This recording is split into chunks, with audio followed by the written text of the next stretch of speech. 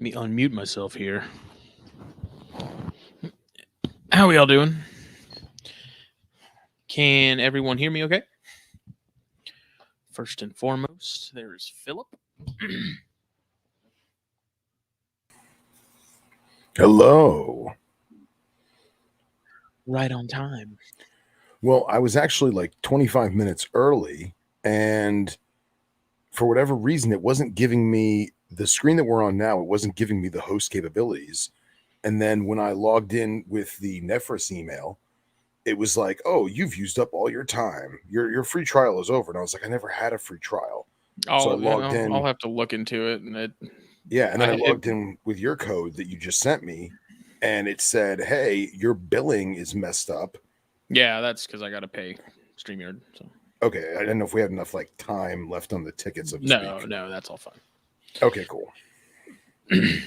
So I sent Brooke the link. I don't know where she's at, but we're here. We're here. So we didn't have THP last week. Obviously, it was Thanksgiving, so we took the week off. Everyone kind of had something going on. So we're here. I was kind of having like withdrawals almost. Like I tried to jump on with Bill on Lizard Brain Radio last night, but he didn't get my message in time. So I watched most of it, but ended up crashing at some point. So okay. But this show is brought to you by Puget Sound Pythons. This is Snakes and Stogies episode 101. That's their new logo up there in the corner. And I am dressed like a hobo with my slippers and socks and my beanie and my old THP hoodie. I'm in flip-flops, basketball shorts, and a t-shirt because it is a delicious 64 degrees out. It's like 40 up here. It's pretty chilly. But I got everything cooling, and it actually works out perfectly because it's been dipping into like low 40s, upper 30s at night here the last couple nights, and nice. The garage has been staying pretty steady. Good night. Pretty steady, mid to lower 50s, like exactly where I want it. You know. Hey, there she is. Oh my gosh. My earbuds are not working. I just hear you over my phone. So the computer decided not to work. Is it the Safari thing? Yeah, well, we tried to go through Chrome, but it wasn't. It said, Chris tried to first get it to go through the Safari, and I told him that you said it'd be not working out, and it definitely didn't work out. So, well, now, at least you're here. So I'm here. I made it. Nice. So, Justin, what were you saying, man? I'm saying the garage is working out perfectly for cooling things so far. Oh yeah, I was going to ask you the Ackies that are still in the garage. How are the temps holding up in terms of night drops and stuff with them being in the garage? No, the Aggies are in the snake room. I ended up doing a massive rearranging and got them to fit in there. Ah, excellent. But it's bumped up the ambient temperatures really high. Like it's either I have to have all the racks off and the Ackie cage on, or kind of the opposite. So what I've been doing is completely turning them off at night and then just leaving some of the racks on. So it's still warmish. It's still pretty warm in there, but that's been harder to maintain than the garage has been. So. Oh, I get it. But, well, also happy Hanukkah to all of our Uden listeners. Totally. Get lit. You guys can hear me okay, though? Yeah. Loud and clear. Okay. Because no technology wants to work for me today except for my phone. Well, that's because you're an analog girl living in a digital world. Yeah, that's so true. I don't know how any of this crap works. This is a material world, and I am a material girl. I was hoping you were going to do that quote. I was hoping for it. So, dude, The Wedding Singer is one of my favorite Adam Sandler movies. Hands down, man. Hands down. Totally. I made the mistake of messaging Brooke super last minute about the show, and she didn't have time to get a cigar, so she's smoking with us in spirit. Totally. Fair enough. I've got 2, so I'll smoke Okay, both so of smoke both of them for me. Yeah. them. Justin, what are we smoking tonight? First up to bat is a Rocky Patel Royale. Mm. So Roy our Rocky cheese. our Rocky rep came in the other day. She actually came to the shop that I was working at that day. Didn't even go to the other one to see Raj, which I thought was hilarious because Raj was all upset. Nice. But she dropped off some stuff, so I'm smoking this. This Royale is actually pretty good. The new Disciple they came out with is actually pretty solid. I smoked that again for the second time to give it a second shot. The first time I wasn't all that crazy about it. It was kind of just another Rocky, But after letting that sit for a little while, it mellowed out a lot, and they've been crazy popular. The Disciples have been selling like crazy at work, which is kind of strange for a Rocky, honestly. So, hey man, when it's good, It's weird because it's another blend that they're using the San Andreas Maduro wrapper. Like he's got like 3 or 4 lines now using San Andreas Maduros, and I don't know. I mean, they all taste fairly similar to me, but yeah. And then my trusty go-to is a Roma Craft Cro-Magnon Corona. Well, it's Anthropology is the name of the line, but it's a Corona. So cool. The my favorite size in that line. I went with a Corona as well. I really like the Tabernacle, and I've been trying to do like at least one, if not 2 a month if I can. But I always get Toro or like whatever the next size up from Toro is. And they had these little Coronas, and I was like, why not? We'll give it a whirl. So in theory, it should taste exactly the same as the Toro, but Should be a little stronger. Oh, it should be. Okay. Mm-hmm. So then there we go. So we'll give that a whirl. I've tried those multiple times, man. I cannot get into them. I don't know what it is. It doesn't matter if it's the Connecticut broadleaf or the Havana seed. It's just I don't know. They just the first one I had was delicious.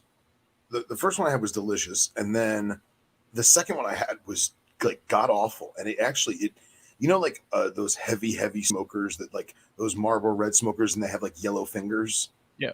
Like it made my fingers turn yellow, and I was like, "What the hell is in this wrapper?"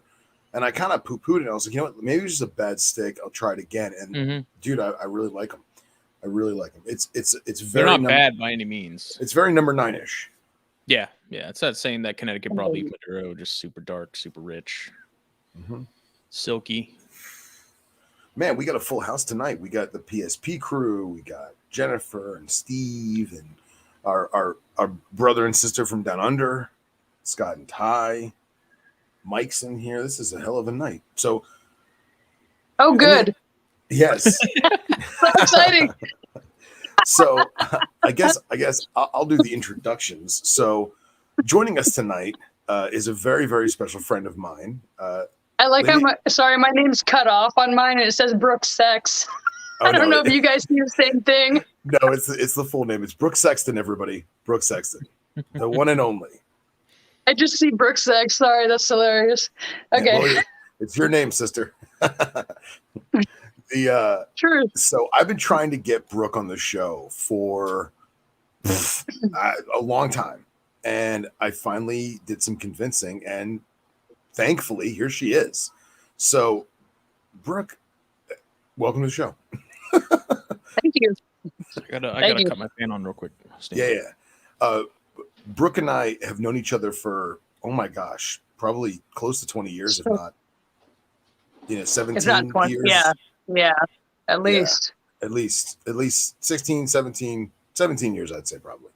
And we've done some herping together, in state, out of state, and we've had a long history together, and she is, I would consider her a bona fide predators expert, because if it has teeth and eats meat, she needs to study it and work with it, and she's the perfect guest for our show. And she's a herper at heart. A herper. Yeah. Herper. Yeah. Oh man. Yes. So Brooke, why don't you tell the people out there in the ether a little about yourself? Like, how'd you get into reptiles? How'd you get into critters? Oh man, when I was catching frogs, lizards, snakes as soon as I could walk, and that's all because of my dad. My dad, he was always the one that would like bring snakes into the house and teach us about them. And out of my brother, my sister, and I was the one that was just like, yeah, this is cool. So of course I wanted to catch everything. We'd have gators in our pool when our parents got home, and this was long time ago. And I'd get a phone call at I'd be at my friend's house. My mom would be like, "Why is there a gator in my pool?" And I was like, "Oh, we forgot it was in there." Me and my brother. I don't know. Like, The world's oops. an imperfect place. I'm like, yeah, right. I'm like, I don't know how that got there, Mom. But we actually happened to live before Boca was all built up and loggers running everything. We were backed right up to an Everglades area. We had gators in our yard, nesting in our yard, all sorts of things. We'd go fishing in blow up boats and stuff like that. Super safe stuff. And yeah, I have always, since I could walk, my first word was frog. not dad, not mom, frog. That was my first word. Yeah. So I don't know. I was born for it. I've always just kind of throughout my whole entire career, and of course I'll talk about that, but no matter what I was working with, if I was primarily working with birds, monkeys, big cats, whatever, I was always pulled back into reptiles. Whatever facility I was at, I was always helping with them and educating people on all sorts of things. I was at a facility where they had a 16-foot retic, beautiful, and they had never taken her out. And I was like, oh my gosh, we're going to do this. And they're like, you're crazy. And I'm like, no, she's like the sweet. I mean, she was like probably the best retic I've ever worked with. And we pulled her out and they were all like, oh my gosh. I mean, she was laid out on the floor. They've never seen her before. They were super stoked. And I love it. I love the reaction, because I was like, are you kidding? You have such an awesome snake. You should be letting people see this, out of its enclosure. Like, come, So, yeah, that's amazing. It's crazy that they would go that long without like checking. They had her for like 12 years, and nobody took her out. Like, she never. And that's one thing that going from facility to facility, you get all these people with different levels of of what they can do, and it's cool because you either have learning moments or you have teaching like you can teach or you learn from them. And I definitely got to teach a lot there at that place. It was really awesome. That's cool. Oh, also, quick announcement. This is the first show with the new internet provider. Oh, so this nice. is kind of a big deal. CenturyLink is gone. Excellent. Congratulations. While I was thinking about it, I was like, we're not going to have any hiccups connection-wise. It's not going to happen. I love it. It's great. It's our first show. If any. Yeah, right? Yeah. It's our first show post 100. Puget Sound Pythons has a brand new logo, and Smitty has new internet. Life is grand. And we got if anybody screws up, if anybody screws up, it'll be my internet, since I am upstairs. See, it's fine if it's the guest though, because that's like it happens. But if you're like the person hosting and like doing it, like it should be on point. True. And in line. You don't want to be that guy. That's right. That guy, right? But so when you were, I guess, any age range, I guess pre-professional career of sorts, were you keeping things like a dedicated collection of oh my gosh, in the hobby of like you were big into one particular group of lizards, monitors, and crocodilians, but monitors have always been definitely my favorite. I don't know what it is. I think it's because they're so intelligent. You could teach them things. But at one point, so my first snake was a banded water snake, and I was in first grade, and it was amazing. She was the class pet, and then I just took her home.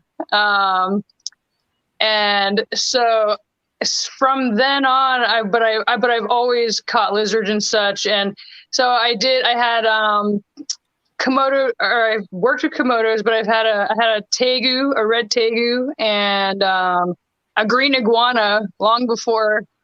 My iguana and my tegu just passed a year ago, but my tegu was just coming up to 20, and my iguana was 23, which is insane. It's a good run. Yeah, totally. But at one point, I had eyelash geckos, I had leopard geckos, a water monitor, a savanna monitor. In college, at one point, I had 30-something animals. It was supposed to be my dining room. It was not. It was my reptile room. So you'd walk into my apartment, you take a left, and the entire wall was just lined with things. I mean, I had everything from Pac-Man frogs to emperor scorpions, different types of tarantulas, lots of different snakes. And it was, most of it was like, I'd go to Daytona Herp Show and I would just buy things, and then I'd, that's what we do, right? We just go places and we're like, no, we're not going to get anything. And then all of a sudden you come home with like 4 or 5 animals, and you're like, that's all right, I'll figure it out. And then more tanks just show up, or more vision cages, and you're like, yeah, this is why I got these animals. Past 2 years, I've told myself I'm not going to buy anything, or if I do, it's going to be like 1 thing, 2 things. Like, no, I'm going home with a minimum of 4. Oh, yeah. So this is the first year I haven't had any reptiles in the house that I'm living. And you know what? It's killing me to the core. Yeah. Trying to be respectful of where I'm living right now, so I'm not trying to bring any animals in. But as soon as I get out of this living situation, you know it's going to happen. I've already like looked up things. I'm just like, I need a lizard in my life. I even this is what I was talking to you earlier, Phil, about having just like a ball python to hang out with, and how you guys would just make fun of me probably for having it. That someone's looking for a home for his ball python, and I was considering it because that's how bad I need a reptile in my life right now. Look, just get a couple Ackies and just put them in a tub under the bed, and no one will be the wiser. They'll wonder why that room is all of a sudden like 90 degrees when every other room in the house is like a solid 70. Right. Like, just say the central heating's off. There's something wrong with it. Totally. Whatever happened to that Argus monitor that somebody was giving away? Did you ever take that thing? No, I regret it every day. I didn't take it. I know, such a beautiful, beautiful lizard too. She ended up giving it to another friend of mine, but yeah, I regret that. That was such a good looking lizard, and every time I pass up any lizard, I'm so upset about it, because I know I need it in my life. So. Even like Rachel, who Phil and I went out to Arizona with to go herping, she's like, my friend's got little red tegus right now that she stopped breeding, and she just wants to get rid of them. And I'm like, how do you get them to me? I'm like, okay, let's make this happen. Like, how many, So I said I really can't right now, but I will in the near future, hopefully. Yes, soon. By the way, I don't know if you can see the group chat, but Anna Maria says hello. Oh, No, I don't see it. So Okay. you're going to tell me when people say hi Yeah. or Yeah. ask random questions.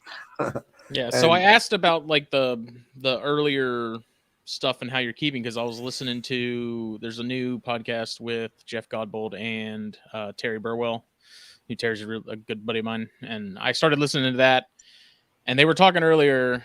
Who was it? I think they were talking with Casey Schultz. I think they had 3 people on per episode that they asked the same 3 questions, and then they answered. And you'll have to check it out. Okay. But they were talking about one of the questions was there ever a point when you were younger where like either family or friends were like convinced it was a phase and that it wasn't something you were really dedicated to? Because Terry talked about how he was told that he wouldn't even get married until he got rid of his snakes. Like no one would want to deal with that. But then down the road, someone else, I think it was his dad, is like, why aren't you doing this full time? You've been doing it since you were 6.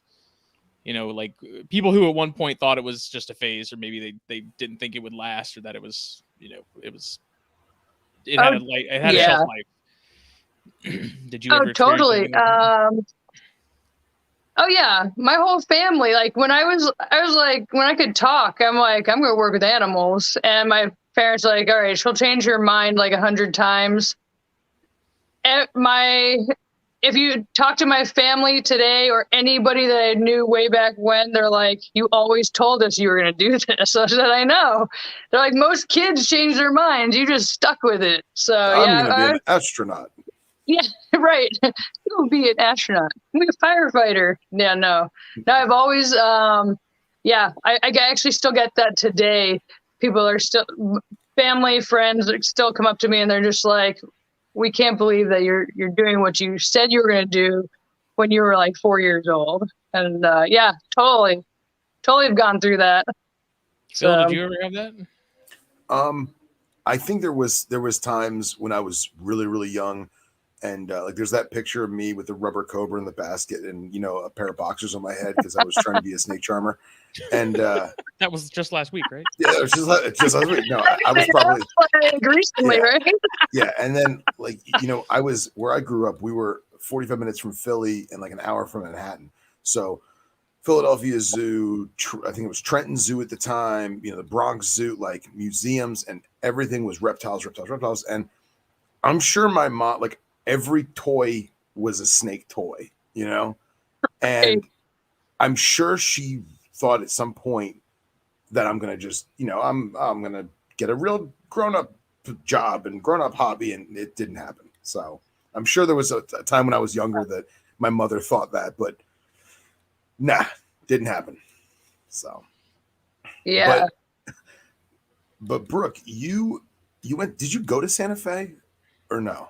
Yes. Yeah. Okay. All right. I went to Santa Fe Teaching Zoo. Around the same time you guys had Katie on your show a little while back. We were actually same class, and we did a lot. I love Santa Fe because it's a cool little zoo. And a lot of people don't know that they have all the local venomous from Florida there, and you learn on them. And my professor was like, first day of herp class she's like, all right, so we're gonna take out the Echistrodon, and she's like, do I have anybody that wants to do that? And Katie and I are like, yes, please, pick us. And she's like, nobody ever volunteers, So Yeah. that was it's such a cool school. It's so hands on. Yeah, I love Santa Fe. And I know, did you guys graduate or have classes with Cody, or was that just like friends from Alligator Farm? That's friends from Alligator Farm. Okay. Yeah. Okay. Oh gosh, Cody stories. Yeah. So everyone has at least one. Everyone's got one, exactly. Totally. So just so like let's get a timeline going here, right? So you're a herper kid, you go to Santa Fe. What happened after Santa Fe? After Santa Fe, I actually was St. Augustine Alligator Farm wanted to hire me, but I decided that I wanted to go to Hawaii because I'm a surf chick. Usually, so Which I had There's no waves in Florida. There's no waves in Florida, but there's always, unless there's like a hurricane. And wintertime, we get waves in winter. But I wanted to go out there. Yeah. Baby waves. But I wanted to go out there and try out marine mammals because I've always worked land animals. I was out there for 4 years. I did a lot of sea turtle research out there.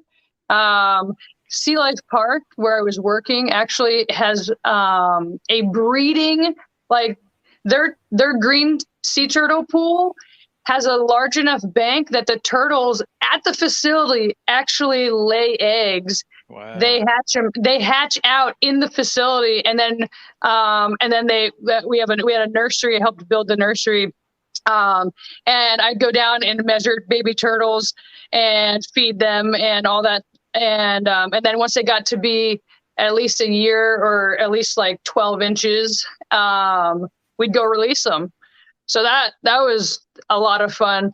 I started that when I was an intern over there, and then it just became a thing. Now they do it all the time. They work with a lot of institutions, and that was cool. My other favorite which island was it on? It was a lot of fun. My other favorite thing about being over there was the Jackson's chameleons that are all over all over the island. I'd go hiking all the time and just catch them. I had a pair that I had live on a bush outside my door. I just caught them and then stuck them out there. I'd bring them crickets and stuff. That was cool. So, Justin was asking what island was that on? I was on Oahu. Oh, okay. Yeah. I lived out there for a brief period of time. My first chameleons were a pair of roadside Jacksons. Yeah, in totally. A bird cage. It was so wild. I was horseback riding on North Shore, and I was the last horse, and there's a female Jackson going across a branch, and I halted my horse, and I called to the guide. I'm like, "Yo, can I stand up on this horse? Will he freak out if I stand on him?" And he's like, no, he's cool. I said, I just want to get this chameleon. And the guide was super cool. And he's like, yeah, totally. So I stand up on this horse, and I'm grabbing a branch above me, right? And I'm pulling it down to grab this chameleon. And it was super cool. Then we were just then of course it became an educational experience because everybody I was with was a marine mammal trainer, and they had no idea what a Jackson's chameleon was. So I was the only marine mammal trainer that had a tegu on her screen of her computer. Everybody's like, what is that? Man. So but we it never was cool. went up in the mountains when we were there, but I wish we did because there's a Ratus and stuff up there, and yeah. And, did you ever go to Hunama Bay at all? Yes. Yeah. Yes. Yeah. My dad got a mole on his back bitten by a parrotfish in Hunama Bay. Really? Yeah, he snuck in some frozen vegetables, and the bag opened up, and the parrotfish thought the mole was a pea, and that didn't work out too well. No. That backfired. It did. Backfired? Yeah, you got that. Got to see. It was awesome out there, though. I really liked it. Yeah, I miss it. I miss it a lot, but I also don't miss the fact that you can't have reptiles unless they're already on the island. So I did find an eastern box turtle out there. I was okay. Yes. So I was at my friend's house. I was helping her, and we let the dogs out in the backyard, and I see the grass moving, and I'm like, "What the hell is in your backyard?" She's like, "I don't know." I walk over. That became my pet because I was like, this does not belong. It's already here. Yeah. Yeah. I was like, but it's here. So I made it a pen and everything like that in my yard. But yeah, it was so random. Well, I bet you they do great out there too. The weather's freaking perfect for them. Oh yeah. It was, I mean, somebody obviously had it as a pet, but yeah, nobody claimed it. And I wasn't going to announce that it was there. It's not supposed to be. So yeah. Mike Kosicki asked about the sea turtles. He said, did they mate in captivity or did they come in gravid? No, they made it in captivity. Yeah, it was crazy. I've never seen any facility that has sea turtles actually breed in captivity willingly. Yeah, that's the first time I've heard of it. Yeah, hatch and they didn't incubate the eggs or anything. They let them just hatch in the exhibit, and then we would pull them and then set them up in the nursery. Yeah, it was really awesome. So now with Brandon Frisella is saying he's trying to get into Santa Fe this year, so he's loving hearing about it. Oh, right on. Good luck. It's so awesome. All the professors are amazing. I graduated with 2 of them, so it's kind of a place where you like to stay. So you're gonna. I hope you get in, and you're gonna have such a blast. And ask lots of questions. Try to stump the teachers because that's the most fun. And yeah, cool. That's awesome. That's awesome. Yeah. What other animals do you work with at the marine park? I worked with dolphins, sea lions, monk seals, and penguins. Those guys are fun. Nice. Serrated beaks. So much fun. Especially when you get in and you're trying to clean the glass and they're biting you in the back. That's super fun. What kind of penguins? Humboldt penguins. So there's 18 different species of penguins, but only 4 of them actually live in the Antarctic area. Everybody else is in the southern hemisphere. So those guys are right in Chile and Peru. Yeah, they got their name from that current, that Humboldt current, that cold current that flows by there. They're cool penguins. That's awesome. They're pretty. Those aren't the ones with like the eyebrows, right? The yellow. No, there's macaroni. Those are macaroni penguins and rockhopper penguins. So okay. Those guys they still live in cold weather. They're not quite in Antarctica, but they're on an island near there. So I got you. They're cool though. I like those guys. They're funny looking. So what was your favorite mammal working with when you were on the island? Sea lions. The pinnipeds. They're like water dogs. Dolphins are overrated. I'm just gonna say it. Just sit there happy and squealy all the time. I mean, I love them, but they're there. Well, everybody expects these, like, flipper. They expect that. Yeah. But they're an animal. They have a temperament. They have, displaced aggression and everything. And so people would get bit and they're like, oh my gosh, it bit me. And I'm like, yeah, it's an animal. And when I told you not to do that thing, well, you did it and you got what I was trying to prevent from happening, So it makes me think of Anchorman 2 when they're talking when he gets fired and he's at the SeaWorld. He's like talking about the 2 dolphins named Chippy and Ruru. He's like, Chippy was adopted and Ruru is an asshole. Yeah. Yes. I would eat dolphin if it were legal. Yes. I love that movie.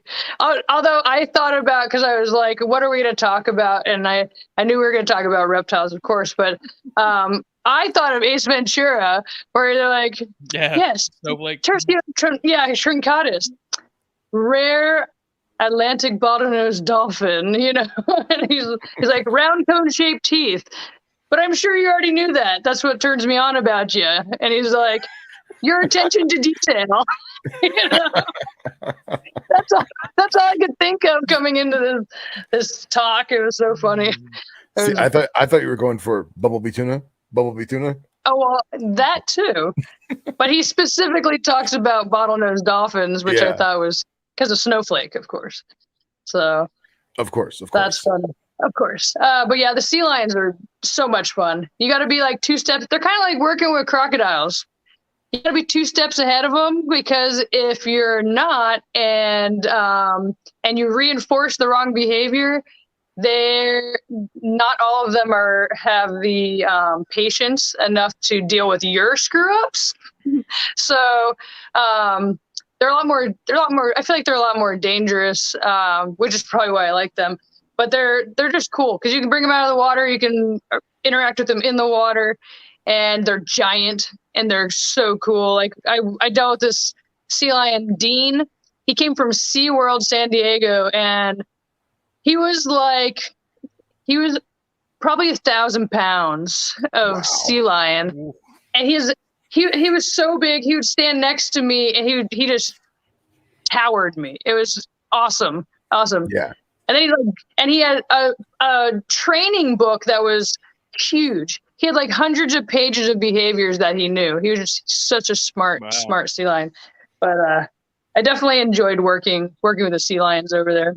Does each one have like a section of like demerits though, of like this one did this on this date and now we don't do this anymore?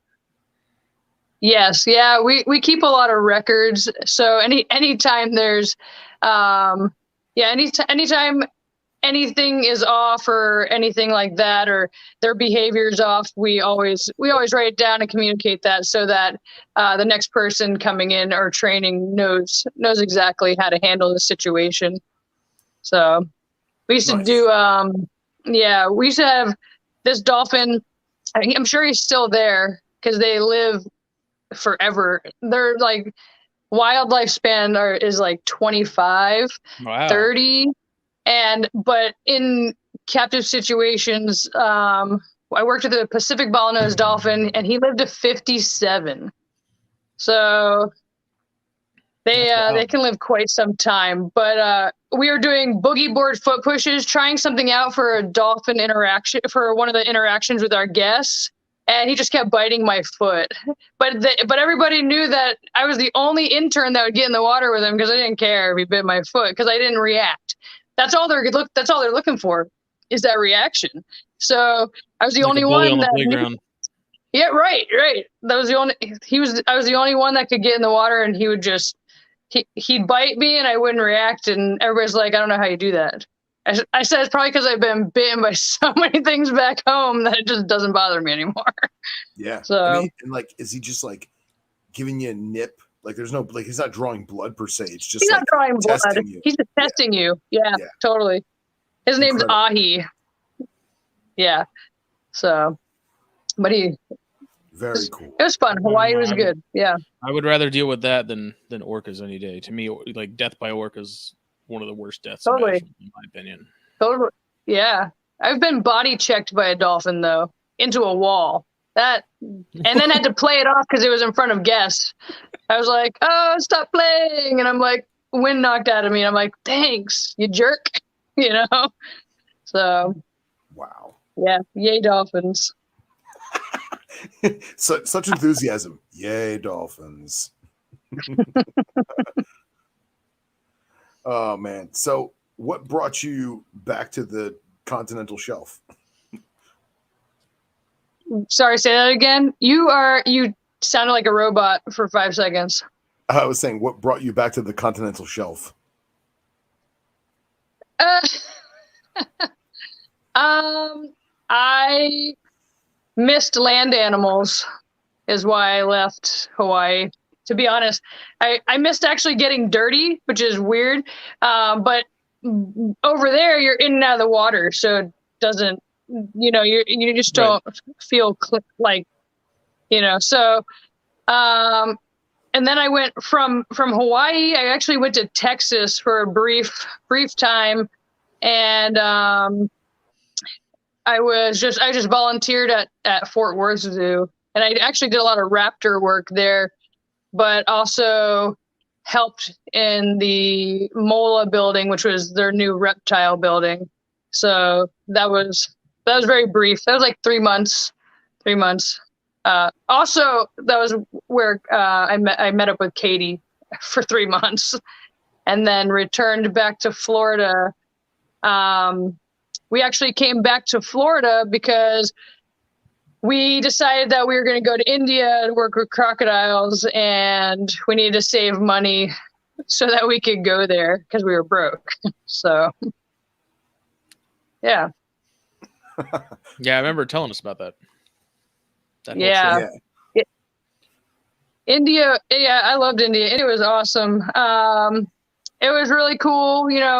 getting to have little mugger crocodiles and gharials hatch out in your hand. That I will never forget.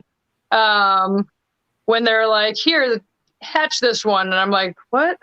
They're like, yeah, help it hatch. I was like, okay, you know. And it's crazy because their temperatures there in India are perfect for incubation. So they literally they don't have any incubators there. They just have Shelve them. each eggs in individual cups up in like a cabinet. That's it.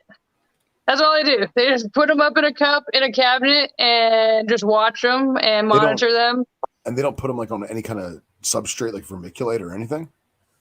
No, just a loose egg in a cup.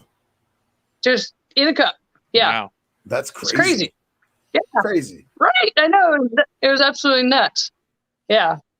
So there's a lot of places people have and can herp, but I feel like India, man, that's one of those ones that very few people actually to go to. And that's like Western Ghats is like in my top 3 of bucket list. Totally. Places. Just yeah.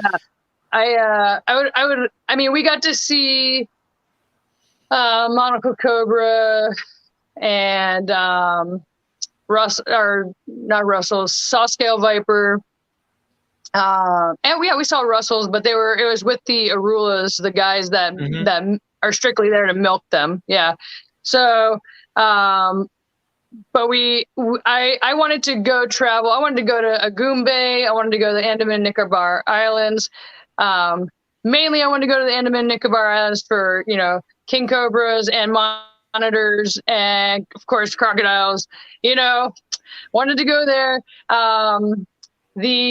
We had a offer to go down to Sri Lanka, but we didn't get to go. There's a lot of things. Even the tarantulas, you know, you said you were into spiders and stuff like that. Like, I think we mentioned like seeing Bacillotharia in the wild would be awesome. Yeah. We actually found, I don't remember which, if it was that or not, but we did see tarantulas. We saw scorpions. We did play with them a little bit. The one night that I did not go out, of course, they found a nice sized chameleon, which I was like, of course. But a lot of, we did find of course, a lot of fence lizards, a lot of clotus, and let's see. One day we had one of the coolest things about there that I found like fascinating was that all of them are barefoot, you know, so everybody catches crocodiles barefoot, which would totally not fly here in the US. If anybody in a facility tried to, I mean, if it was an AZA accredited facility, you get fired for that. But yeah, we were like in a pen of 200 plus mugger crocodiles, and they're just like, we like split up into teams, and they're like, all right, just catch them and pull them out, sex them, and we're gonna separate males and females. That was like one very, very long day. Because it was literally, they were like anywhere between 4 to 5 foot crocs, and you just were like, it was just over and over again. Get them, pull them on land, jump on them, sex them, give them to the next guy. You know, it's like males and females. It was like, it had to be close to 300 crocs in one pen. And we were all just like, it was definitely an experience. It was very, very cool. But yeah, they're like, we're going to do inventory and we're going to separate males from females. And you like look into this pen and it's just like a layer of crocodile. And you're like, okay, cool. Let's do this. Whatever you want to do, guys, you know? So that was, how many people did they have doing that? We had maybe 5 sets of 3 people for each croc. Oh, okay. Yeah. And what some people sizes? About, I think the largest was like 5 feet. They weren't very big. So it was quick, you know, just like one after another. They ranged from 4 and a half, 5 feet.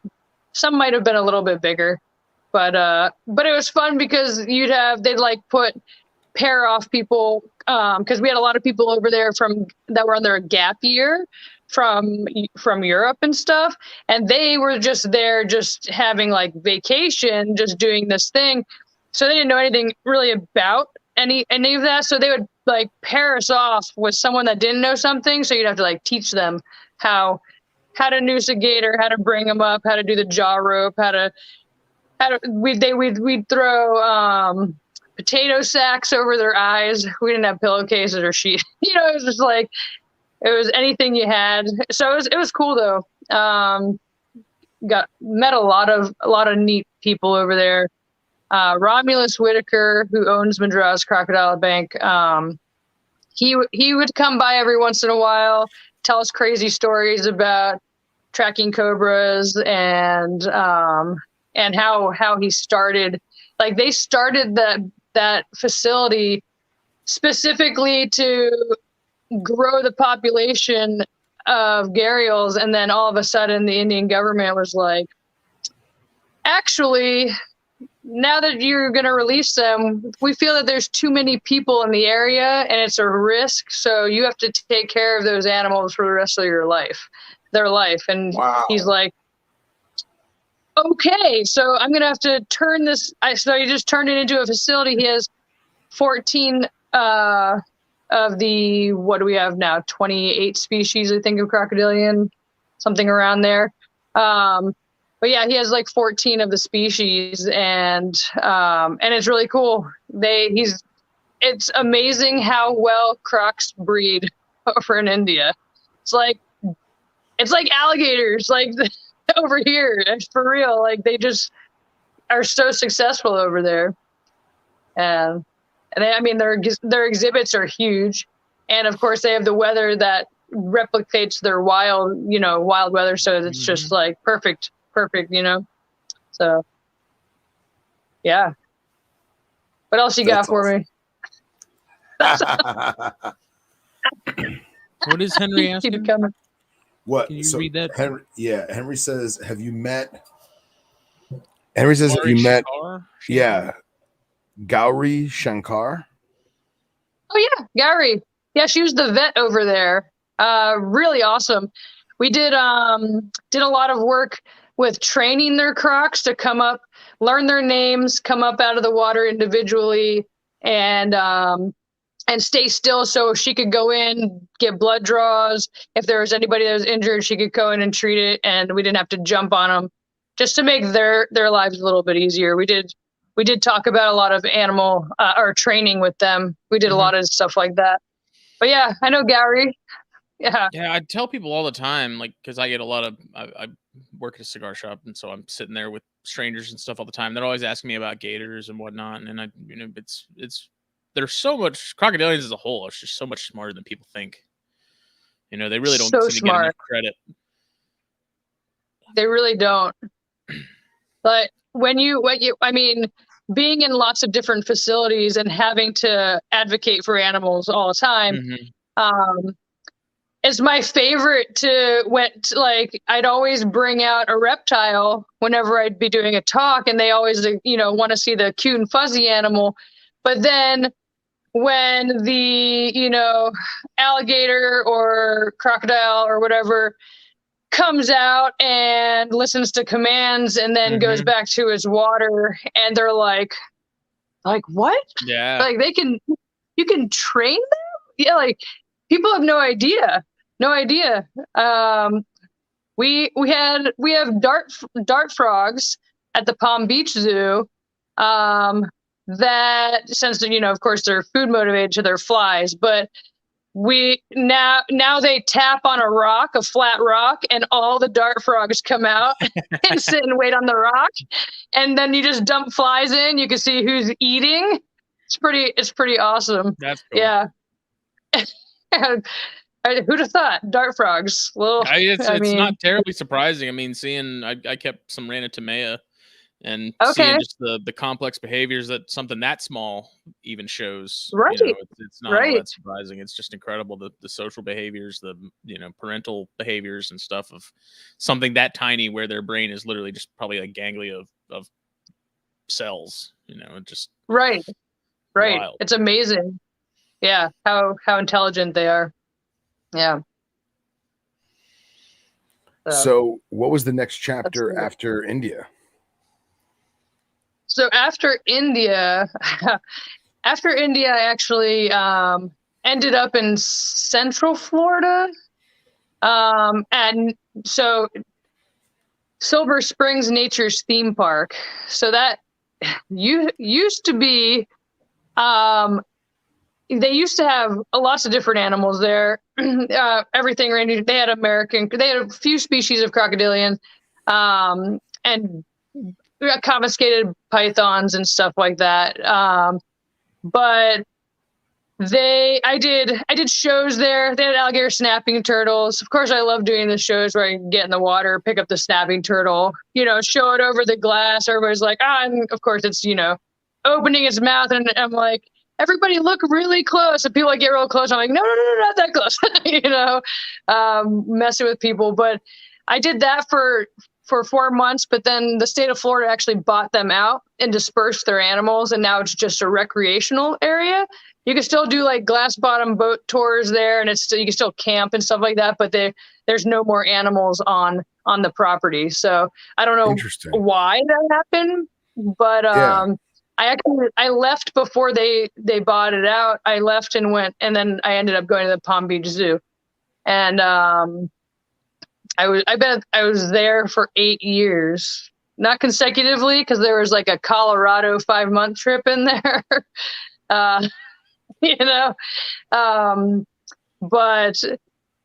I did so many jobs at that zoo but I always would, whenever we had to move a Komodo dragon or do nail clippings or clip the Komodo dragon's nails or do Komodo dragon acupuncture, those things. I was always called in to do that. Or if we had to move one of the gators or go in with the caimans, I was always called to do that.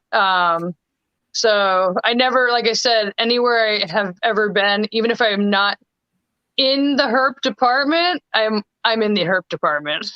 Yeah. I'm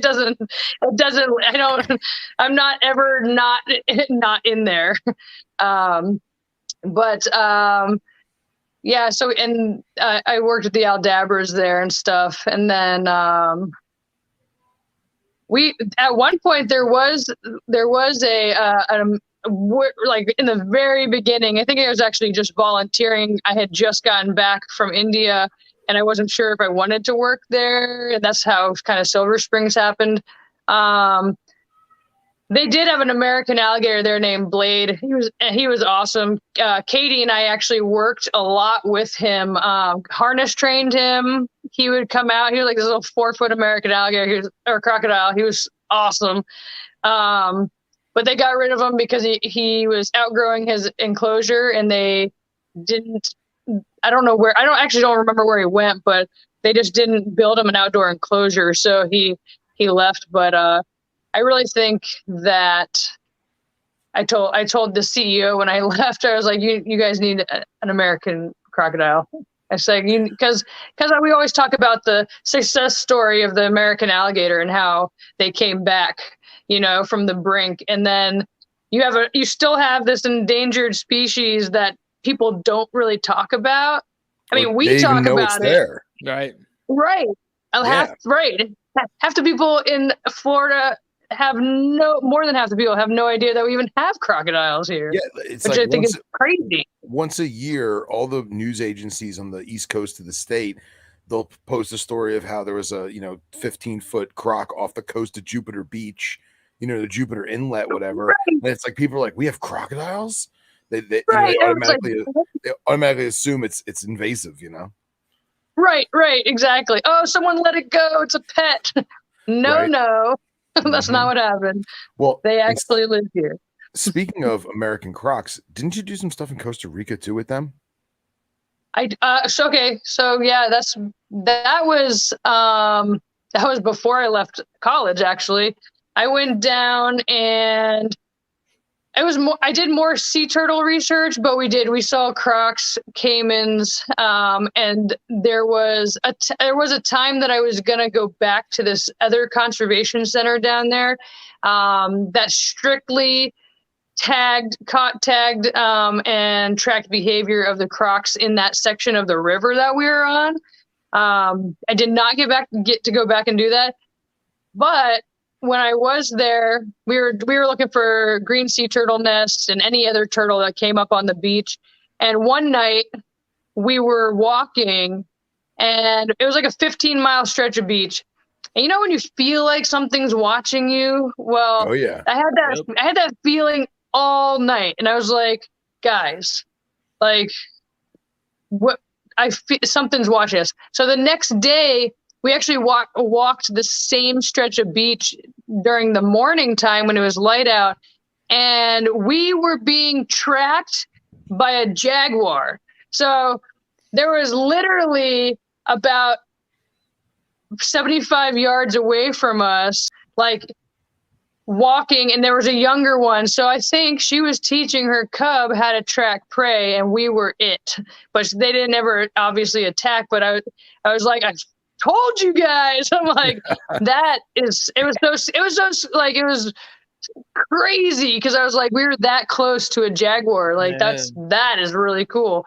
And then those guys are crazy because they take down caimans, and they're a serious cat. They're definitely one of my favorite cats, because they got I call them a triple threat, because they're good on land, in the trees, and in the water. Like, they're just awesome cats. That was my cat side note. It's wild that we have that sort of sense, because you hear that a lot with people that that get attacked by mountain lions or whatever. They have that sense of, felt like I was being followed by something, and I turned around and there it was. It's just this odd. Totally. It's unexplainable. Yeah, and I really think that nothing happened because we were in such a large group. Yeah. They just kept their distance, watched us and stuff. But I was like, I know that something's watching us. But on that same trip, of course I was always getting in trouble, because I was with my senior class, college class, and my professor, and we were supposed to stay together.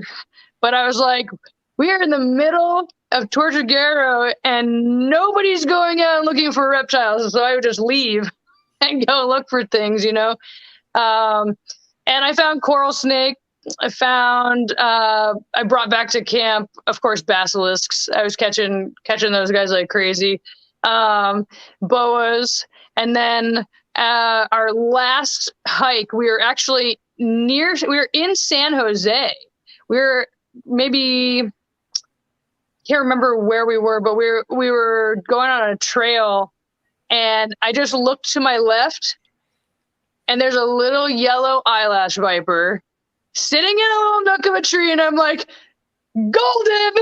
Like, nobody else saw it, and I just stopped, and of course the guide was like, Brooke, you can't stop in the middle of the trail where, I don't want you to get lost. And I'm like looking, and I'm like, this is the most paved trail we've been on the whole trip, and I'm like, I knew they weren't going to let me play with it, but I got good pictures and everything like that. And I was looking for more, because it was small enough that there could have been more, So I was like, yes, at least one hot. Or two.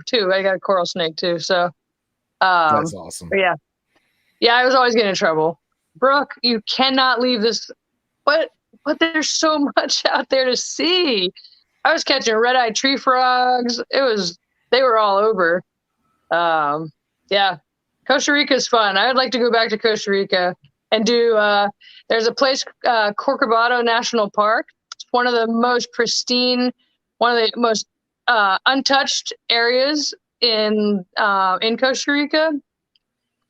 That's where I want to go next. Yeah, that's Costa Rica's number 2 on my list. I want to go down there and see dart frogs. Yeah. Oh man, they're everywhere.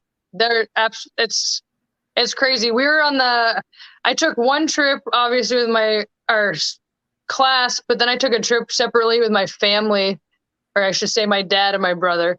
And we were on the Osa Peninsula, the most southern peninsula of Costa Rica. You can see Panama from there, it's that far south. And we were walking through we did 4 days in the jungle and 4 days deep sea fishing. And when we were walking through that jungle, there was darts everywhere. I was afraid I was going to step on them. And leaf cutter ants, those guys are fun to play with. Those guys. Yeah, it was cool. It was a very, I would like to go explore Costa Rica a lot more. Yeah. That's awesome. Is there any like interaction between the leaf cutters and the darts, or they kind of just leave each other alone? They kind of just leave each other alone. I mean, the darts they were on the ground around. Now that you say that, it's kind of, they were on the ground around their their area, but they were not on it. So I don't know if that was just coincidence or, you would think, yeah. So, but those guys were cool. Our guide would kept picking him up and tossing him at us because they'd bite your shirt and not let go. It was crazy. We had leaf cutter ants like attached to your shirt. Yeah. They were fun. That's crazy. I love it. Yeah, it was good. Always good. So let's see what else. Well, I know your most recent venture. I think I brought it up on here once or twice before, of some particular boas in some particular Caribbean isles. Oh yeah, the exumas. Yeah. Okay. So yeah. I left the zoo to go do this opportunity on a private island. It's David Copperfield has a private animal collection in the Exumas on a resort island. If anybody wants to go there, it's $50,000 a night. So if you got the money, you too can have your very own experience. But I went over there and I was looking for boas. Gosh, I feel like I was out every night. You know where I found that boa? Where? I woke up in the morning. I got up early and I was walking. I decided to just walk to the birds that I was going to take care of. And it was under the pile of palm fronds that I left to give to the birds the next day. I literally picked up a palm frond and I'm like, no way. I was like, are you kidding me? I've searched the island for you guys and you're just right here. Like it was crazy. Yeah. And then do you remember which species it is? I don't, no, I don't. I can't remember. It's not coming. Those islands are part of the Bahamas, right? Yes. Is it like boas or like Kylobothris? Boas. Oh. Yeah, yeah. I know. I should have sent you a picture. I should send. Actually, I think I still have it. Let me see if I can pull it up. Yeah. Yeah. See if we can find that. You sent it to me on WhatsApp, right? Yes. Okay. Let me see if I can dig that out while you keep telling your story. People outside of Henry use WhatsApp? Yeah. Only if you are on, an island that you really don't know if you're going to get phone reception or not. Only Wi-Fi. Yeah.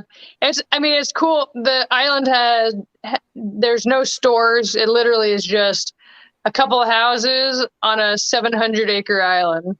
And I was there specifically to take care of he has 12, well, he's got more than that. I was gonna say, when I was there, he had 24 Aldabra tortoises, but they are breeding like crazy. So he's probably up to 50 something now. And I keep telling the island manager that they need to separate their females and males because they're gonna get out of control. We're gonna have a new island of tortoises. But they were awesome. They had eight adults and then a bunch of like sub adults. But like one of my last days there, I'm in the yard and all of a sudden I see something move and it's a little tortoise coming out of the ground. And I was like, all right, let's see how many come out of the ground. Like 6 little aldabras. So cute. That's the first time I've seen hatchling like straight out of the ground. That was really cool. But yeah, and then they have Lucernas over there. Really good sized ones with real pretty blue on their neck. And then of course Hermit Crabs, giant freaking crabs. I messed with a lot. Crabs? Yes, I messed with them so much. Oh god, they were so cool. Trying not to get pinched by one of them was extremely challenging. They're faster than you think. So, but yeah, those guys were really cool. I tried to explore as much as possible. I mean, I worked a lot, but I tried to go out at night and find things. So, did you find it, Phil?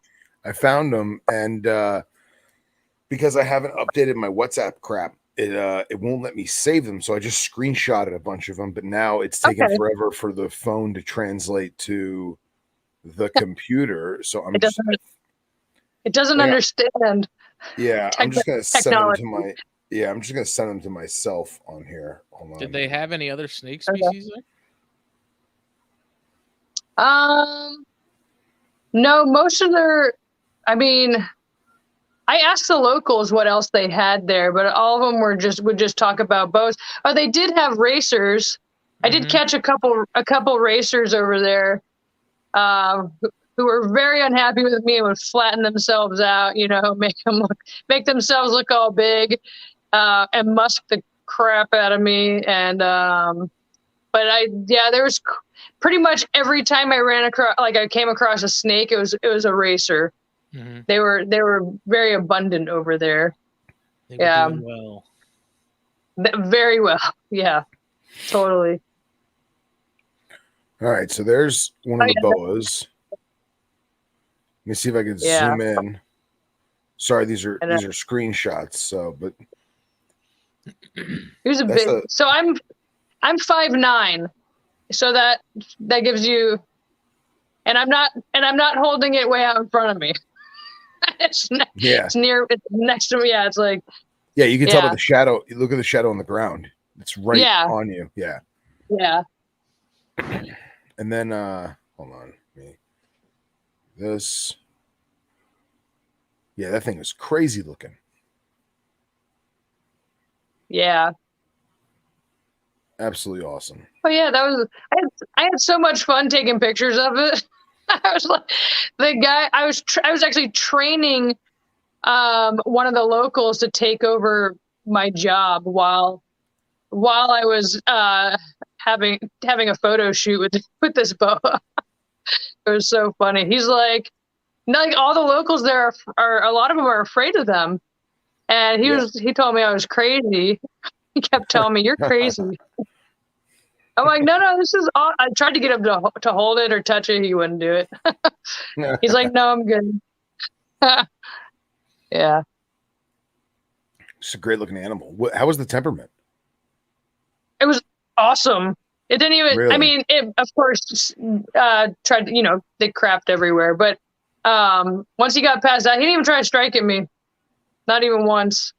Yeah. Zero. It was like, yeah. Oh, I know. I was like, yeah. I was expecting him to at least strike once or twice, but no, he was awesome. The only ones that tried to bite me were the racers, but it's like catching black racers here. You try to see how many times you don't get bit. Yeah. Yeah. It's super cool. Super cool. Yeah. Trying to think of. I've been everywhere, been all over. And then, of course, our Arizona trip a few years ago. We had fun catching little thorny devils.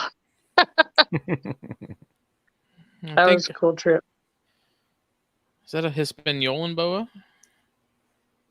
It's very possible. Yeah, It's I mean, it is. It's some yeah. species of Kylobothus. Yeah. I can't know if it's striatus or something else. Right.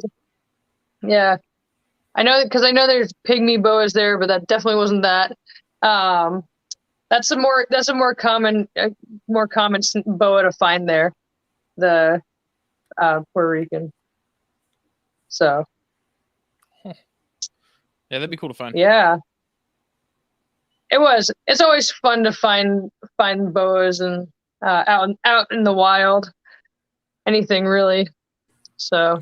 Yeah, and I'm not even a boa guy, but like that would be phenomenal. Like to find that in the wild, on the beach, in the Caribbean, like that's just awesome. I want some Jamaicans so freaking bad, dude.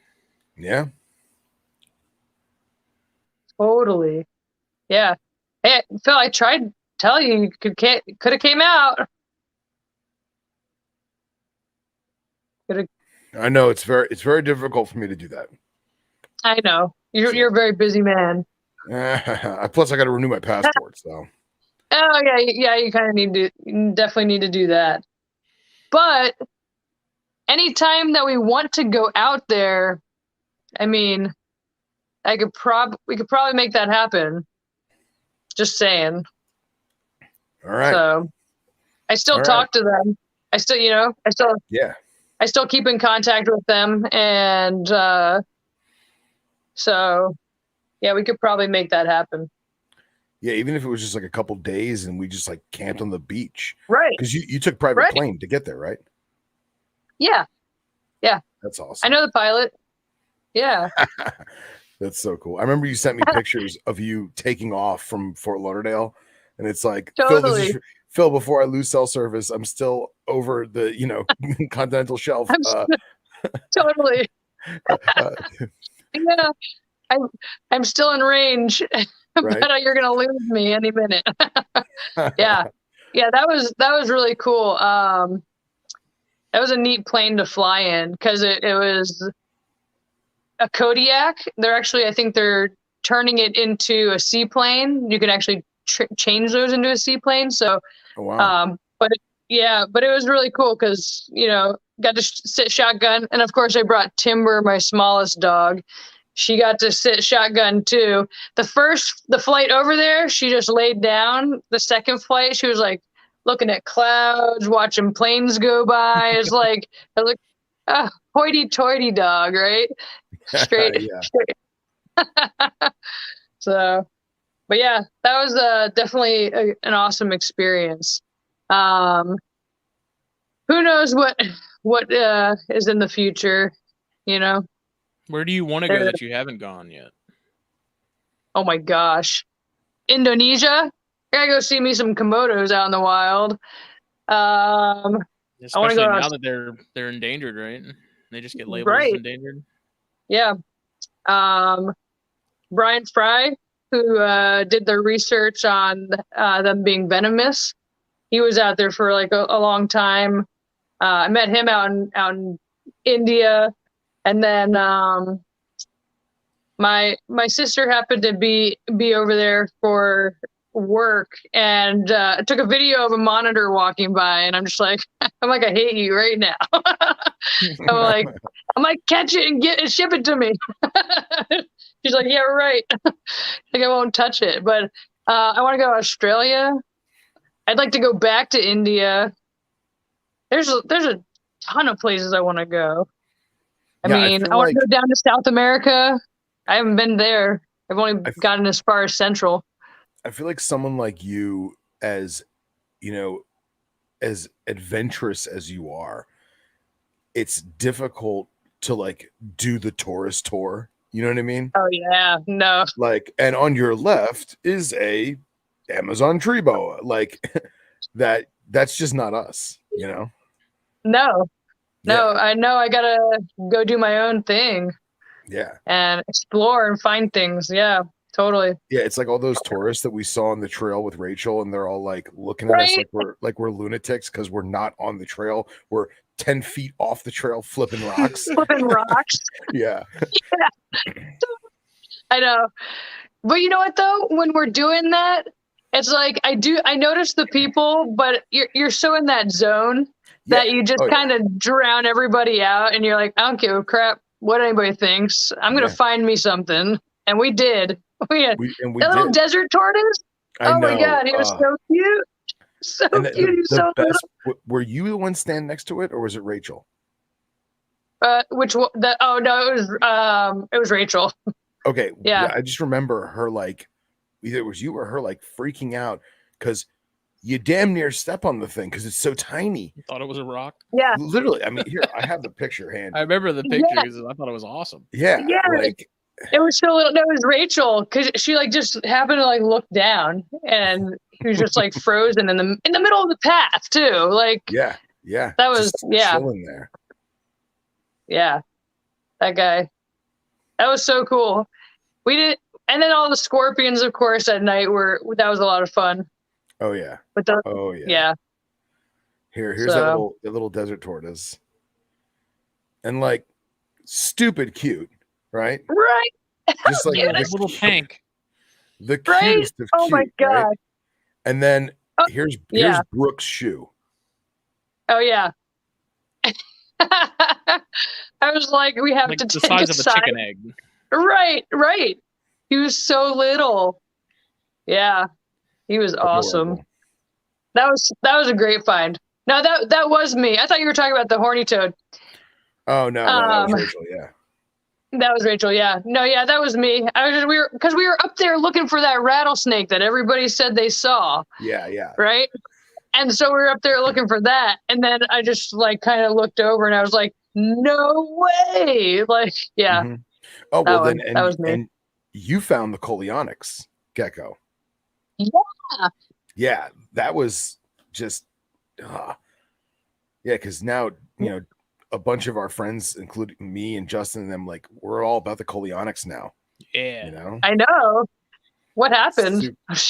Right? We saw him firsthand. Yeah. At least for me. That's awesome. Yeah. I was like, yeah, they're cool. And then I see Rob Stone with one in his hand. I'm like, that's an effing leopard gecko, and it's right here in home. Mm-hmm. Right. That's too freaking cool. Yeah. Yeah. That was an awesome find. Man, that one day we just got it, that was just like the hot spot. That was such a great day. That was one of the best trips. Yeah. How about the first snake we found, the cobra, the stuffed cobra? Yes. When we were taking our photo shoot before Rachel got to the van. Hold on, I'm pulling it up. Hold on. Okay. That was great. Oh my gosh. Yeah. Rachel had no idea. That was stupendous. Right? Oh man. Yeah, because our luck wasn't that good. Right. We had like one day. Oh, and then we saw Chuck Wallace. We did. We saw a lot of Chuck Wallace. That was cool. Yeah. And I wanted to catch one though. I know. Wouldn't that have been great if we actually got one? I know. Gotta go back. Well, and that's the thing too is so we're at the Lost Dutchman State Park, and I think the highest peak is like 9,000 feet, something like that. Yeah. And we made it to 5,600 or something. Mm-hmm. Yeah. Before we turned back. Yeah. And like hindsight, had we started that hike, like crack of dawn, gone to the top, camped out on top, and then the next day came down, like we need to go back. We need to do it. I agree. I think that would be awesome because the top of that, the view. Oh my gosh, we have to see it, Phil. Like we have to. Yeah. And just for people that are listening, so the Lost Dutchman State Park is a very small state park out in between Phoenix and Tucson, and it butts up to Tonto National Forest. So there is a hemidactylus gecko on my foot right now. I can't move. No. No, the other one. Be still. Be still. Like it just landed on my foot. I was like, what the hell? And it's completely clear. It's crazy. Crazy geckos. That's good. He was getting jealous of us talking about he was getting jealous of us talking about the Coleonics. Right? Don't right? forget about he's like, me. he's like, I'm gonna get in on this. He's like, I thought those were cool. I'm a right. boring ass house gecko. Look how cool I am. Let me put you in my freezer and mail you to Dr. Wyman. Where are these photos? It's 2019, right? Oh my God, it was 2019. Yeah, it was so long ago. Yeah. It was so long ago. And then also with Rachel, I did. I went down to Homestead and helped her with her tegu research. Also. Oh yeah, tell us about trapping that. Tegus. In Miami. In Miami. Yeah, trapping tegus and taking blood samples and weighing them, measuring them, all for her paper that she published on. What was it? It was morphology and yeah, different morphologies of tegus and between the wild and the captive. There it is. There's our first snake. First snake of the trip. That was a wily little one. Actually, that was funny. This is my favorite picture, right? Whoop, that's not it. Nope, that's not it. That's my favorite picture. Poised for action. Totally. Oh, it was so funny. That was a good time. We always have fun. We always do. Yeah. But yeah, you've actually caught Florida tegus. Yeah. They're fun. They're wily. They give. I surprisingly I was fast enough and I didn't get tagged by any of them, but yeah, they sure as hell try, and they're stronger than you think. You know, because they're big tegus, right? Yeah, they're big, and even the ones that were smaller they're just all muscle. They're so impressive. Yeah, that was a lot of fun. We were down there for a few days, catching, trapping, and getting samples from them. Yeah. I just kind of go wherever opportunity presents itself, you know? Yeah. So absolutely. Let's go where the animals are, where they take me, you know? Right. Or my friends, wherever my friends take me to. What was it like meeting Mike Tyson? What was he like? Oh, you saw that picture. He's cool. He was very nice man. I didn't even ask him to take a picture with him. He just offered it. So I was like, yeah, sure. Why not? But yeah, he was very nice. He came behind the scenes to see our tigers, and because he used to own tigers at one point. And then when I was talking to him, he was like, "That's a terrible idea." He's like, nobody should own tigers. Like it was funny because he like had this realization that it was not a good idea. And it was cool. It was cool because he came up. Yeah, it was funny though. He's like, yeah, I don't know what I was thinking. It was funny. One came but yeah, he was very probably kill it. Right. You could totally take down a tiger with one punch, dude. The man is a killer. For real. Right? And he's still boxing. He just, I think he was like in town for a match when he was here. Yeah. And he was visiting family. Yeah. Right? But yeah, he was very nice. Very cool. Actually, I don't get starstruck, but I love watching me some boxing, and I was like, oh my God, we get to meet Mike Tyson. Okay, cool. You know, be cool. You know, you gotta like, okay, be cool. Like I've never gotten like that with anybody. Like I've met in my field, I meet a lot of people. I meet a lot of celebrities, and he was the first one. I'm like, of course it'd be a boxer. I'm totally stoked to see, not like not Gal Gadot, Wonder Woman, or these. I've met so many people. Hasselhoff, he came to Sea Life Park once. That was entertaining. Nice. But yeah, just like I've met so many people, but Tyson, he was cool. I was stoked to meet him. Yeah. And he turned out to be super, super cool, super nice guy. So that's awesome. So what do you see yourself? What's the next out of the box animal that you want to focus on? Like, is there something calling you? You know what I mean? Like, obviously, big lizards are your thing, but like, is there something that like? What's that? Well, so it's a lizard thing. Okay, all right, I'll take it. It's got to do with Croc Monitors. So, Katie and I had talked about this a long time ago when I was in Hawaii. So the Honolulu Zoo doesn't have any snakes. They have all lizards.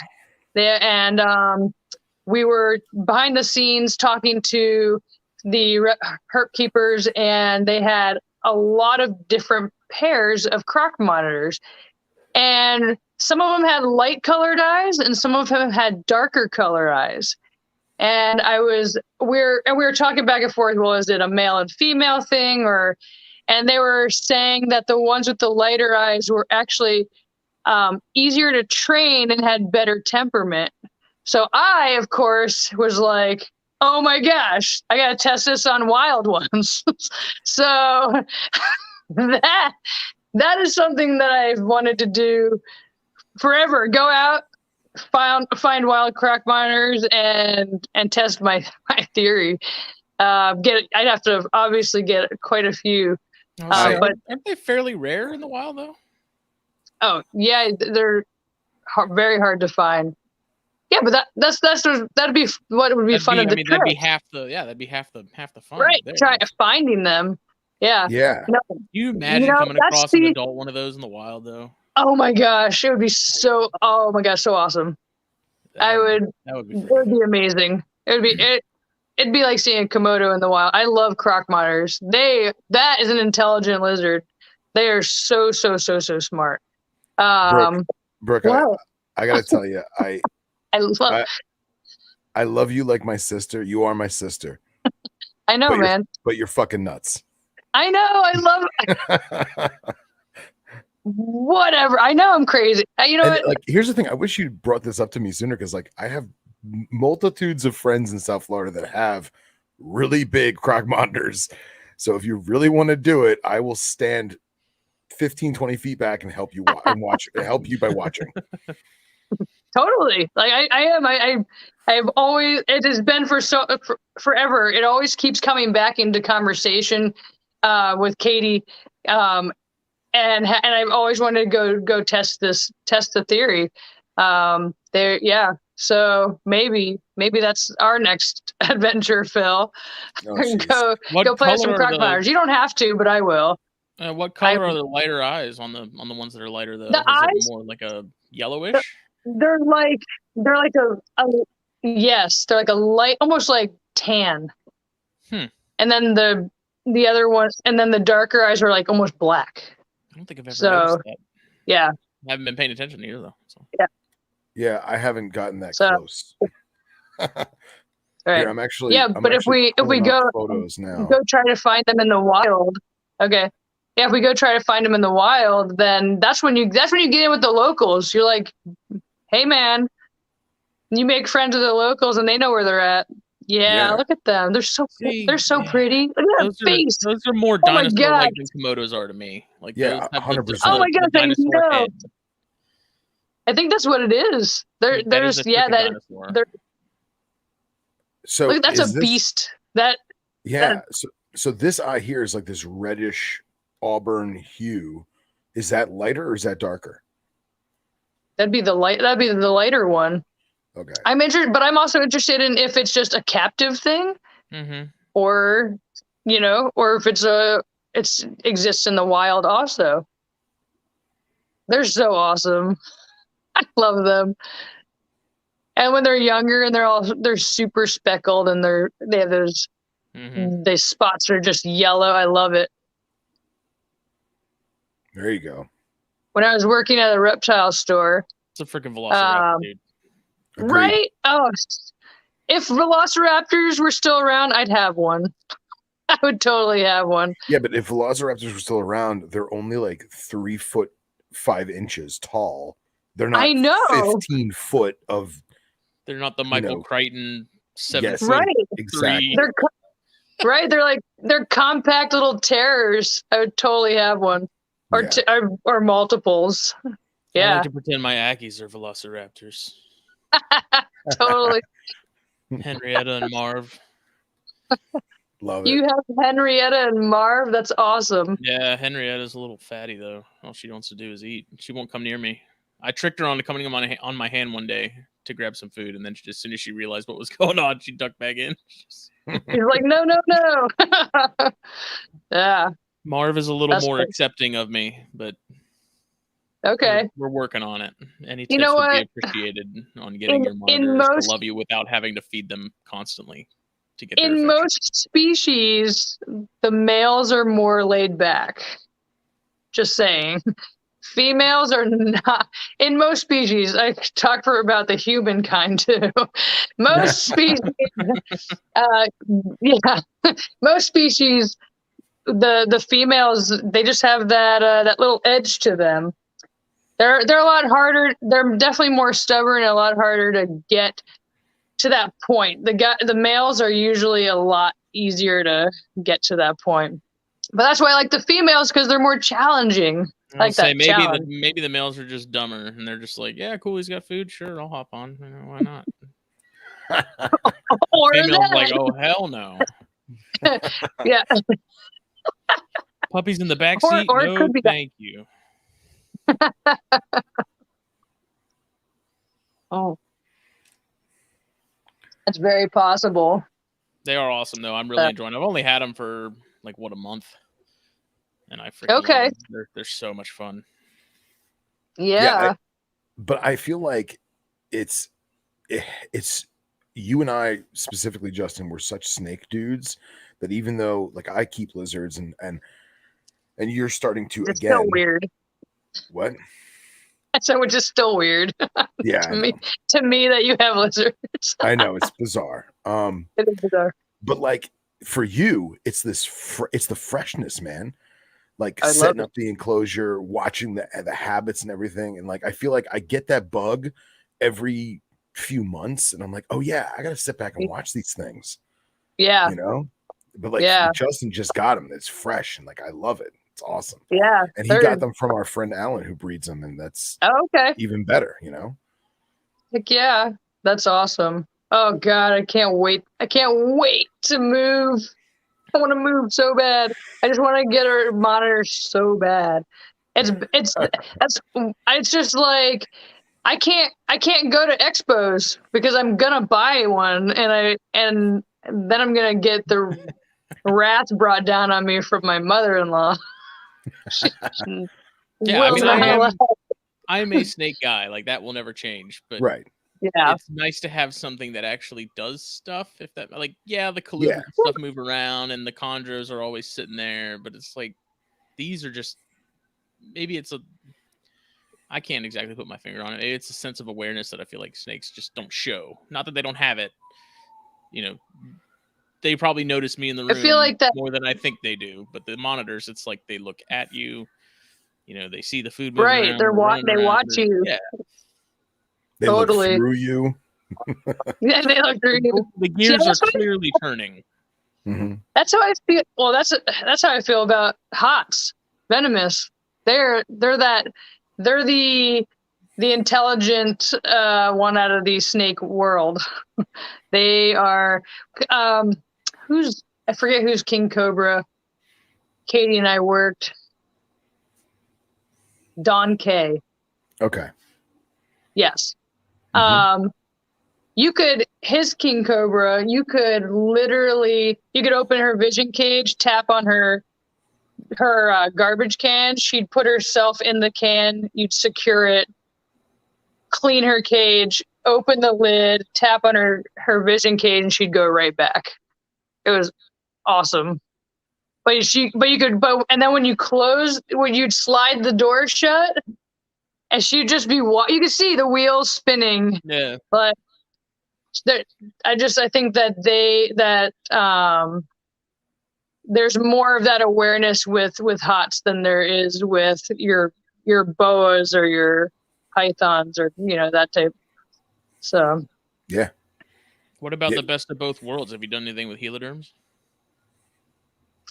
I've worked with Gilas, but that's actually, Gilas are the reason why I started going to venomous class, because I was like, if I'm gonna get a venomous, I said, if I'm gonna get anything hot, I want a Gila, and I have yet to do that because, well, I just haven't. I mean, I have a bajillion hours working hots, but I have never applied for the licensing.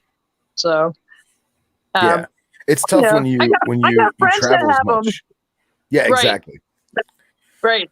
Exactly. Yeah, I mean, anytime you really want to play with Gilas, you just drive 20 minutes south and come over. I know exactly. So, which I'll probably have to do. And we were all spoiled. I feel like we were all spoiled with Zach's Gila. Hurley. Hurley, because freaking love that Gila. Hurley was the perfect training lizard because he was diesel. Yes. He's a massive Gila. But if you wanted to learn how to double hook the Gila, he would just sit there and let you. If you wanted to learn how to tail a Gila, he would sit there and let you. If you wanted to sit on the couch and watch TV and eat Doritos, he would let you. It was deceiving.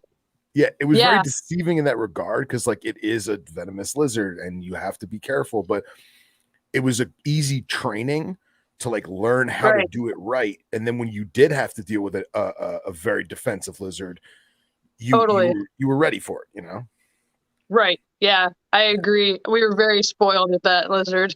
Yeah. 100%. Yeah. He was awesome. Totally. Yeah, because prior to Hurley, I think, crap, Zach's had that thing at least 15 years already. Went prior to Hurley, the only Gilas I had ever worked with were little baby ones. So if you're either picking them up with a big glove or you're just taking one snake hook and just scooping it up, Yeah, totally. So we got spoiled with that lizard. Now our good friend Bill Bradley, who has Lizard Brain Radio, he's in the group chat, and he was giving you some recommendations for some dinosaur-esque monitors that don't get gigantic. And he was saying blue tails and doom rolls. And I think you should you would totally have fun with blue tails. I don't know why you haven't had it before. I've thought about it. Actually, they're one of my favorites. But I like big animals. Yeah, I know. I saw that coming. Although I do. I go big. But you're right. No, I would actually probably get a blue tail. Because they are definitely one of. I like sulfur water monitors.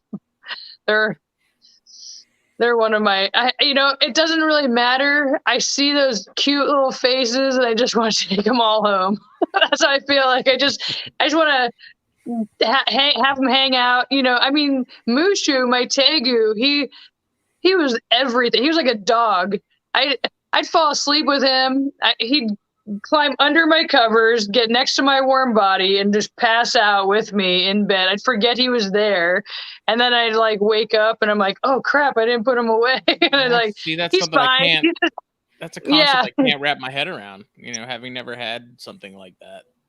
Oh my gosh, I almost sent you pictures of Mushu. I obviously ran out of time, but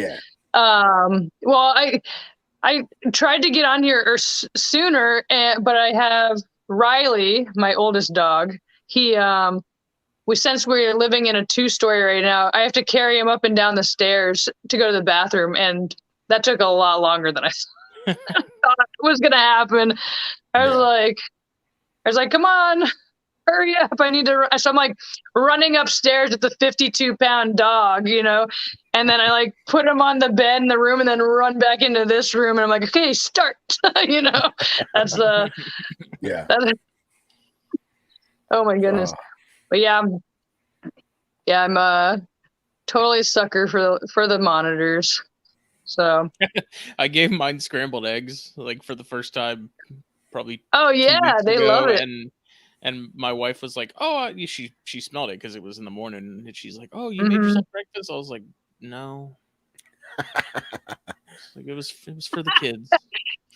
She's like, "Oh my god!" She's like, "They eat that?" I'm like, "Yeah." I was like, "It's awesome because if I happen to run out of bugs or something, it's like the perfect fast meal replacement." Yeah. And they went totally freaking nuts over it. Yeah. It's crazy because like I won't take the time in the morning to make myself eggs. Right. But Anna Maria's grandma works at a place that has a bunch of quail, and she gave me a whole big thing of quail eggs. So here I am at 7 a.m. cracking little quail eggs and whipping up scrambled eggs for all the different animals that I'm going to give it to. And I'm like, I should be doing this for myself. Dude, just give some of the snakes quail eggs. Yeah, well, I did. I gave quail eggs to the Texas Indigo, man, and dude just swallows them whole. Do you try them with the you think the rinks would eat them? Oh, that's awesome. I thought about that, but I also, because the rinks are in tubs, I feel like if it got funky or it cracked or whatever, it would just be really gross. So I put mine in a deli cup, and they would eat good. They would whatever I put them in, they would go and find them, so that wouldn't happen. But yeah, I might try that. I might try doing the bowl, the whipped scrambled in the bowl, because that's what I did for a ton of other stuff, especially the Gila. That thing just slurps down like a milkshake. But dude, it was crazy watching. No, go. No, it's crazy watching the Indigo. What? There's a lag. Sorry. No. The Indigo just swallows the quail egg whole, and I'm expecting it to like. It doesn't even show a lump. It just like muscles it down. But tell us about Mushu. Oh yeah, no, I used to hard boil eggs and then hide them around the yard, and he'd go find them. That was a lot of fun. He just whole hard boiled egg straight down the hatch. He was awesome. I miss that lizard. I do have his skull though. I sent his body to David Kledzik. I don't know if you guys know Dave. I don't know if you know David. He was long time ago at Alligator Farm, but now he just he cleans skulls, and usually when he's at Daytona, he's got a booth and he's got a bunch of different like earrings, necklaces of different bones and stuff like that. But he cleaned my tegu skull, and then I also got my iguana skull done too. So I have both of those. But I always found that people always seem to think it's weird that people would do that, but to me, it's awesome because it's like you're immortalizing something that was important. To you. It's. I had them for so long. Yeah. It's a cool skull, tegu skull. Oh yeah. Ooh, I could get my husband to bring it to me, but no. Then I would disturb all the dogs. So I have five dogs, and we're dog sitting another dog. So we have 6 dogs in this house. Hence why I'm in a different room, because they would all be right here trying to be involved in this conversation. Yeah. Totally. Yeah. What's crazy, just like going back to the like preserving your pets kind of thing. Like I have animals that, we keep a lot of animals. You do a lot with animals. You're going to have animals pass. And like, I know that sounds messed up, but it's kind of the nature of the game. Yep. And in the past, what I've done is I freeze them. And when the time comes, I basically do like a big cremation to the vet, can't just have like a cemetery in the backyard, but there's certain ones that like I've kept specifically because I haven't really decided how I want to memorialize them. Right? Is that the right word? Memorialize? Right. Yeah. And I actually have 2 baby boom slangs that would fit perfectly in the bottom of like a rocks glass. Oh And yeah. I want to do that. And I was gonna try and have it done for Marcus's wedding as like a little, wedding present thing, but I couldn't. I need to get some, dare I say, reject babies that didn't survive or stillborns or something, and like test out like what like Right. chemicals to Yeah, use, like yeah. lucite or acrylic or whatever, and like test it out because I have these perfect, flawless baby boom slang specimens. So anybody who knows how to do that, hit me up. Right. Since we're talking about it, Right, yeah. I feel like Emily Maple would know how to do that. And I say that because she is always making necklaces, and she's always working with different types of epoxies and like different things, like, and so I feel like she would be someone that, at least if she doesn't know how to do it, she might know someone that does know how to do it. Okay. Very cool. Very cool. Yeah, I have an adult wrinkles that passed away just freakishly out of the blue like last year. So I froze him, and it was crazy because we look at our animals so much, and we see them, we inspect them, we play with them, we work with them. But when an animal passes away, you really have the ability to, I don't want to say scrutinize it, but you really can truly examine the specimen because they're not moving, they're not resisting, they're just Right. there. And this wrinkle's belly is turquoise. And I'd never seen that before. And I didn't know if it was something to do with because the animal was dead or if it was just this particular locality or something. But like I obviously saved it, and I don't know what I want to do because I think it'd be cool to have like a bone articulation of them. But at the same time, like I wish I could preserve these colors because it's black and orange banded on top and then a turquoise belly. It's crazy. So I don't know how I'm gonna or what I'm gonna do with it, but something. Interesting. Do you have a deep freezer for all your animals? Well, yeah, I mean, I have in the past, I basically got a good size sterilite, and most of the stuff that passes away, it's baby stuff, and that's the old saying of that's why mom has 20 or that's why mom has 60, because babies are gonna die in the wild and they're gonna die in captivity, whatever it may be. And obviously we do everything in our power to try and prevent that, but sometimes there's unforeseen circumstances. So I have a sterilite container and I would just basically bury it in the back of the freezer. But this year for my birthday, Anna Maria, the love of my life, got me a legit chest freezer for all the rodents. So I just put the specimen snakes at the bottom, and then at the top sections, all the feeders. So good woman. Now my mom won't yell at me anymore. There's yeah. That's why I asked. There. Yeah. Yeah. When are you gonna come over to my house and take this stuff out of the freezer? Yeah. I've definitely had like dead snake, rodents, and like a tub of ice cream, Oh yeah, the same 100%. freezer. 100%. Yeah. And like frozen pizza. Like, well, then you try to warn people when they go in. You're like, by the way, and then you're like, never mind, just go, just do it. Well, that's like it's difficult. Like when you have you're dating, right? And you have your brand new boyfriend or girlfriend come over for the first time or second time, and they're getting comfortable, and it's like, hey, you want to? I'm gonna refill my cup. Do you want anything? And like they get up and they go to the fridge and like they open the freezer, get ice, and it's like, is this a bag of rats? You know what I mean? Like you have to love it so much. Yeah, about that. That's what I eat when there's a hurricane. Yeah, right. Exactly. It's rations, hard rations. You don't have one of these kids? You wonder why I was single for so long. Yeah, I got you. Oh man. So funny. Yeah.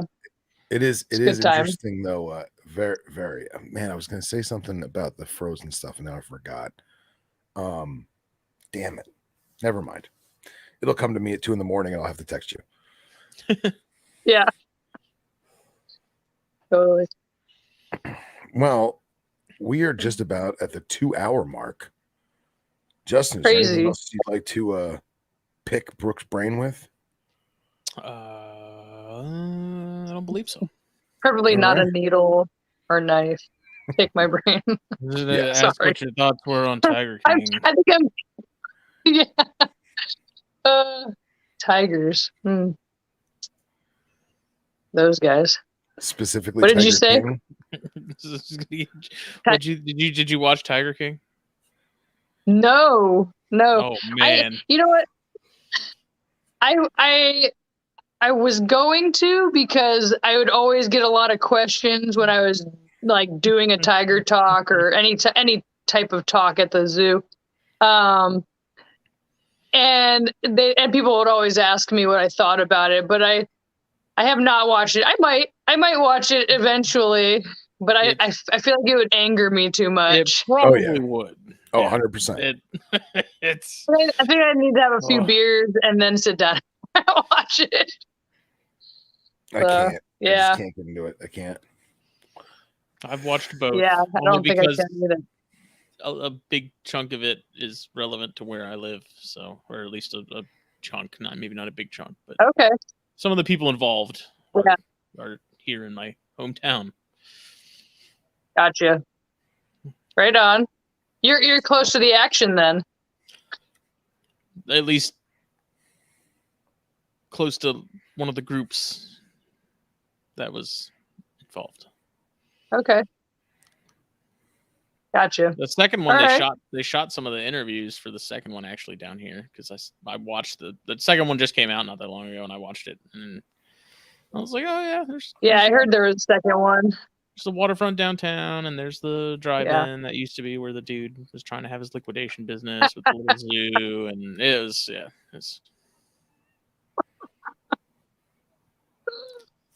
not the kind of attention Beaufort, South Carolina needed. Right. Yeah. Totally. Yeah. Not what we wanted to be known for. No, definitely not. But yeah, that's it. Cool. All right. Cool.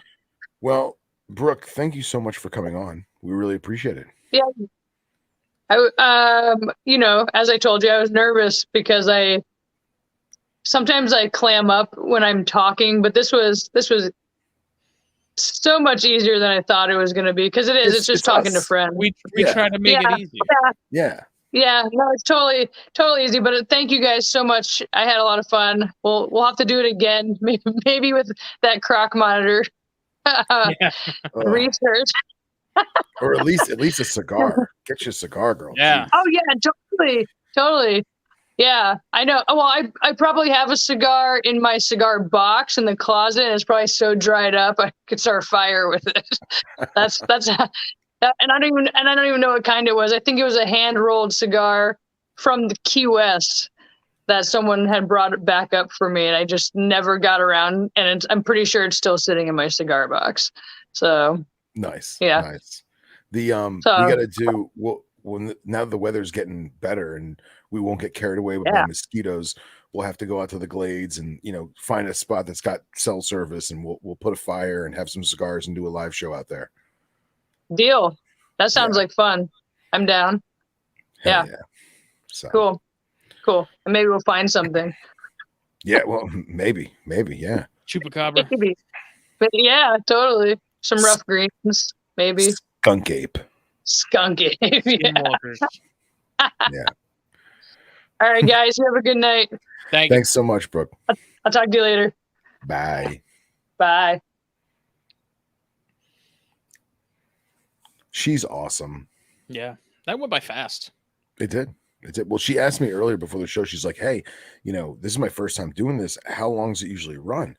I said, well, we try and keep it around around or a little under 2 hours on average. She's like, Anywhere 2 between hours. an hour and a half and 4 hours. Yeah, well, and she's like, 2 hours. We're gonna talk for 2 hours, and I was like, yeah. It's like, and to be honest, we've had it go 3-4 hours sometimes if the conversation's kicking, you know. Yeah. And she's like, okay, all right, screw it, you know. So, but there's very few people in the world that I have full confidence and faith in, that if I was in a precarious situation or I was in the middle of nowhere, whether it be stranded or herping, that I would have that full confidence and trust. And Brooke's 100% one of those people, you know.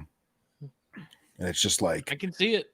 yeah, you know, we've been all over Florida herping together and hanging out with friends, and you know, we did that Arizona trip, and our friend Rachel, who hosted that herp trip, she's a professor, so she would actually leave us and go back to the college, which was probably about an hour away, to take care of meetings and paperwork, whatever. And then she'd come back and, you know, do a couple little micro hikes with us and stuff, and just Brooke and I kicking it in the desert, you know. And it's just like, there's so little people that you really just you have that full confidence, that full trust in, you know what I mean? And yeah, I'm glad we got her on, man.